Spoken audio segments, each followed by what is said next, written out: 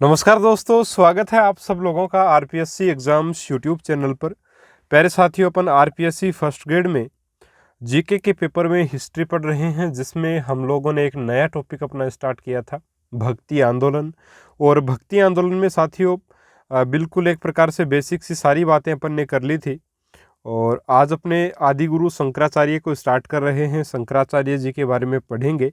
उससे पहले मैंने आपको देखिए ये जो भक्ति आंदोलन से संबंधित जितने भी वाद थे, अद्वैतवाद हो, द्वैतवाद हो और विशिष्टाद्वैतवाद हो, शुद्धाद्वैतवाद हो, द्वैताद्वैतवाद हो, है ना, इन सारों को एक प्रकार से हम देख चुके हैं।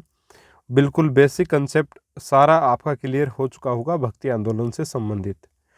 देखिए, आदि गुरु शंकराचार्य जी ने अद्वैतवाद दिया था, यानी कि ईश्वर जो है, ईश्वर और आत्मा यानी आत्मा और परमात्मा, इन्होंने क्या बताई कि आत्मा और परमात्मा क्या है, एक ही है साथियों, अलग अलग नहीं है। ये कहा है आदि गुरु शंकराचार्य ने।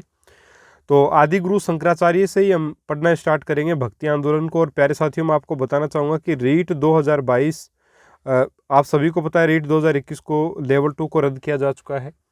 तो रीट 2022 में अब वो बच्चे कोर्स लेना चाह रहे हैं जो पिछले बच्चे जो जुड़े थे इस चैनल से, और वो बोल रहे हैं कि सर फीस में रियायत दीजिए। तो ऐसा देखिए, अब किस प्रकार से करें समझ में नहीं आता, क्योंकि एप्लीकेशंस की कुछ अपनी लिमिटेशंस होती हैं। और सारा भाई जो इतना डेटा पड़ा था 2021 का रेट का, वो अब रेट तो हो गई थी आपकी। उसके बाद में सारा डेटा मुझे क्लियर करवाना पड़ा, क्योंकि जाहिर सी बात है कि सर्वर का बहुत ज़्यादा कॉस्टिंग आ रहा था उस समय, बाकी कोई लेने वाला था नहीं कोर्स। तो इस वजह से सारा डेटा वहाँ से क्लियर करवाया गया। तो ऐसा देखिए पॉसिबल नहीं है कि हम पर्टिकुलर जो 2021 वाले थे उनको रियायत दे सकें। और बाकी मैंने सभी कोचिंग से देखी बिल्कुल कम में आपको मैटर दे रहा हूँ, और सबसे अच्छा मैटर भी देने की मैं कोशिश कर रहा हूँ। और टेस्ट पेपर आपको 170 टेस्ट पेपर साथियों कौन दे रहा है? कोई नहीं दे रहा है। आप चेक कर सकते हैं हर जगह। और कोर्स आपको बहुत शानदार मिलेगा निश्चित तौर पर, इस चीज़ की मैं गारंटी ले सकता हूँ। मैथ साइंस का कोर्स हो, हिंदी का हो, आपका साइको का हो, सभी का जो मैटर है, और संस्कृत का तो बिल्कुल टू द पॉइंट है सब कुछ। सारी बातें बहुत ही गजब का मैटर है साथियों। लिंक डिस्क्रिप्शन बॉक्स में मिल जाएगा एप्लीकेशन का, और वहाँ से एप्लीकेशन डाउनलोड करके आप कोर्स को परचेज कर सकते हैं। कोई ज़्यादा इसकी फ़ीस नहीं है साथियों, है ना। नाम मात्र की फ़ीस में आपको बहुत अच्छा मैटर दिया जा रहा है। चलिए शुरू कर लेते हैं आदि गुरु शंकराचार्य को।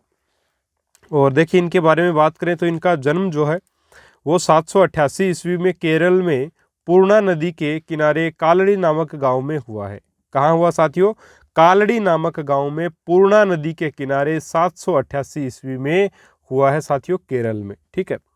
इनके पिता शिवगुरु थे और माता का नाम सुभद्रा, जिसको अय्यप्पा भी कहा जाता है साथियों। सुभद्रा भी बोला जाता है और अय्यप्पा भी बोला जाता है, इनकी माता का नाम है। ठीक। और इनके पिता का नाम था शिवगुरु। इनके गुरु का जो नाम था वो गोविंद देव पाद था, जिन्होंने शंकराचार्य को परमहंस की उपाधि दी थी साथियों। उपाधि इनकी साथियों, जैसे इनको प्रच्छन्न बोध भी कहा जाता है। प्रच्छन्न बोध का मतलब बोध एक प्रकार से छुपा हुआ बोध, है ना। प्रच्छन्न बोध का मतलब है छुपा हुआ बोध। और जो एक प्रकार से आदि गुरु शंकराचार्य जो थे वो साथियों बौद्ध धर्म की महायान शाखा, दो शाखाएं थी, हीनयान और महायान, बौद्ध धर्म में आप सब जानते हैं। तो बौद्ध धर्म की महायान शाखा से प्रभावित थे कौन? आपके आदि गुरु शंकराचार्य जो थे वो बौद्ध धर्म की महायान शाखा से प्रभावित थे। शंकराचार्य के जन्म के कुछ समय बाद ही उनके पिता की मृत्यु हो गई थी साथियों।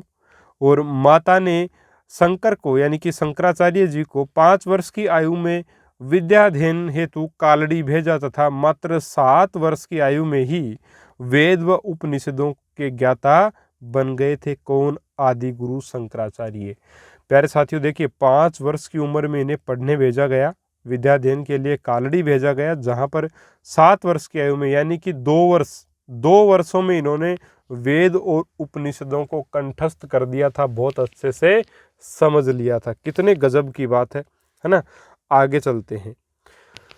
8 वर्ष की आयु में माता से आज्ञा लेकर के इन्होंने संन्यास भी साथियों ग्रहण कर लिया था। 5 वर्ष की आयु में कालड़ी भेजा गया शिक्षा लेने के लिए, जहाँ से इन्होंने वेद और उपनिषदों को कंठस्थ कर लिया मात्र 7 साल की उम्र में। और 8 वर्ष की आयु में माता से आज्ञा लेकर संन्यास ग्रहण कर लिया आदि गुरु शंकराचार्य ने। केरल के राजा राजशेखर, उस समय केरल के जो राजा हुआ करते थे वो राजशेखर थे। राजशेखर शंकराचार्य से प्रभावित होकर इन्हें दरबार में साथियों बुलाया, परंतु शंकर जो वो नहीं गए, जिससे राजा स्वयं शंकराचार्य जी से आकर के कालड़ी में मिले और उनके चरणों की धूल अपने माथे पर लगाई। ठीक है, इसके बाद में बात करते हैं शंकराचार्य जी ने कौन सा मत दिया, तो साथियों अद्वैतवाद का मत दिया है, यानी कि आत्मा और जो परमात्मा है साथियों वो एक ही है, आत्मा और परमात्मा एक ही है। किसने कहा साथियों? आदि गुरु शंकराचार्य ने कहा है।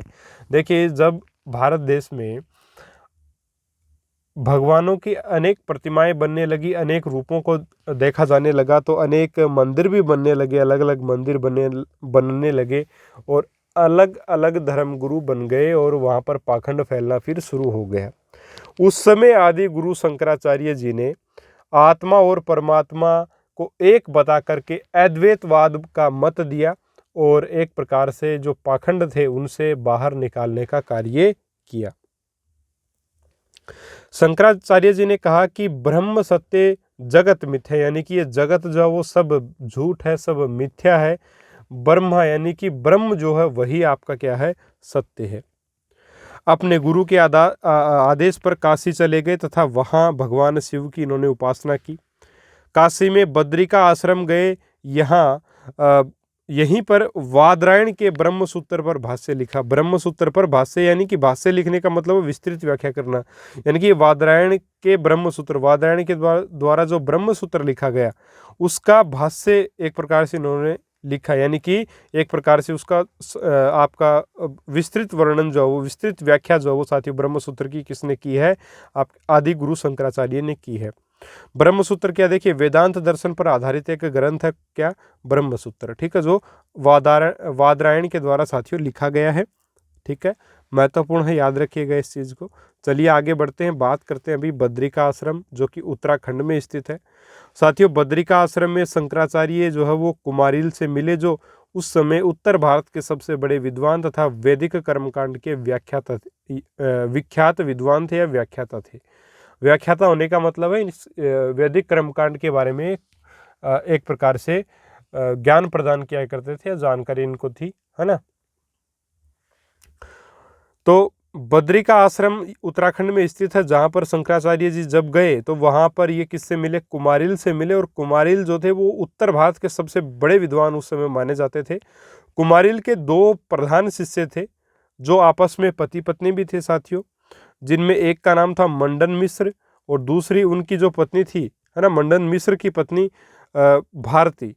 इन दोनों को शंकराचार्य ने नर्मदा नदी के तट पर हुए शास्त्रार्थ में पराजित कर दिया। देखिए, कुमारिल से जब मिले थे आपके शंकराचार्य जी, उस समय कुमारिल ने ये कहा कि भाई आप जो वो मेरे सबसे दो प्रमुख जो शिष्य हैं उनसे आप शास्त्रार्थ कर लीजिए, आप उनको नहीं हरा पाएंगे। ठीक है, तो कुमारिल के दो जो शिष्य थे वो एक तो मंडन मिश्र और दूसरी मंडन मिश्र की पत्नी भारती थी। इन दोनों से, है ना, नर्मदा नदी के किनारे जो है वो आपका क्या हुआ? शास्त्रार्थ हुआ शंकराचार्य जी से, जहाँ पे शंकराचार्य जी ने इन्हें पराजित कर दिया। उसके बाद में मंडन मिश्र और जो उनकी पत्नी भारती थी, उन दोनों ने ही शंकराचार्य जी के एक प्रकार से दोनों ही शंकराचार्य जी के शिष्य बन गए, यानी कि दोनों ने, मंडन मिश्र और उनकी पत्नी भारती ने शंकराचार्य जी को गुरु मान लिया। ठीक है, उसी समय से। उसके बाद में मंडन मिश्र व भारती दोनों को शंकराचार्य अपने साथ दक्षिण भारत ले गए, जहाँ तुंगभद्रा नदी के किनारे पर इन्होंने श्रृंगेरी पीठ की स्थापना की। ठीक है, श्रृंगेरी जो पीठ थी साथियों, श्रृंगेरी पीठ, इस श्रृंगेरी पीठ के जो एक प्रकार से आचार्य थे, प्रधान आचार्य, वो किसको बनाया गया साथियों? मंडन मिश्र को बनाया गया। किसको बनाया गया? मंडन मिश्र को बनाया गया। याद रखिएगा, श्रृंगेरी पीठ जो थी, है ना, जो आपकी दक्षिण भारत में तुंगभद्रा नदी के किनारे पर स्थित है, उसके जो प्रथम अध्यक्ष आप मान सकते हैं। ठीक है, तो वो कौन थे? मंडन मिश्र थे साथियों। ठीक है, ये आपको महत्वपूर्ण पॉइंट्स है जो कुछ ध्यान में रखने हैं। तो आदि गुरु शंकराचार्य जी के बारे में आज साथियों इतना ही मैं लिख पाया था। और इस वजह से इतना ही अपन पढ़ रहे हैं। और भी इनके बारे में अपन थोड़ा सा डिस्कस करेंगे एक वीडियो में। उसके बाद में ये शंकराचार्य जी के बारे में जो टॉपिक है वो कंप्लीट होगा। इसके बाद में अपन अपने भक्ति आंदोलन में अन्य विद्वान को पढ़ेंगे, ठीक है। और साथियों, अगर आपको मैटर अच्छा लगा है लाइक ज़रूर करें। साथियों देखिए, घर में अभी 16 तारीख का एक प्रकार से 18 तारीख की शादी है ना। तो प्रोग्राम तो आपको पता है, लड़के की शादी में जल्दी शुरू हो जाती है, लड़कियों के भी हो जाता है जल्दी शुरू। तो प्रोग्राम देखिए जल्दी शुरू हो जाता है। और उस हिसाब से देखें तो अभी अपना आज से ही प्रोग्राम स्टार्ट जो वो हो चुका है साथियों। तो अब वीडियोस बनाने में बड़ी दिक्कतें आएंगी, क्योंकि वही बात है कि रात को गाने बजाने वगैरह होंगे, दिन में मैं स्कूल में रहूँगा। तो फिर इस समय जब मैं रात को वीडियो शूट कर रहा हूँ, तो ये आपको कल यानी कि आज 10 तारीख को मिल रहा है। ये वीडियो मैंने कल रात 9 तारीख को एक प्रकार से मैंने रात को 11 बजे बनाया ये वीडियो।